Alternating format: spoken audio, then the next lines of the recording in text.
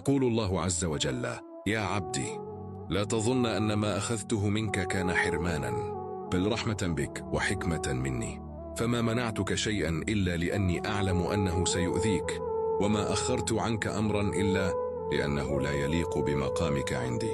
قد تبكي اليوم من شدة الوجع، وقد يضيق صدرك بما فقدت، لكن اعلم أن خلف كل ألم حكمة، وخلف كل دمع فرح قادم. فأنا أدبرك بعلمي لا برغبتك، وأختار لك حتى لو لم تفهم الآن اختياري.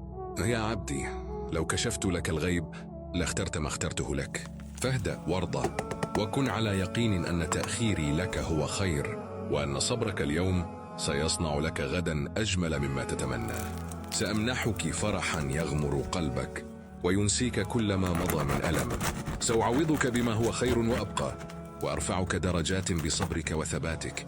فاثبت وابتسم، فربك لا ينسى من صبر، ولا يضيع من توكل عليه. وحتى إن سكت القدر عنك اليوم، فغدا سيتكلم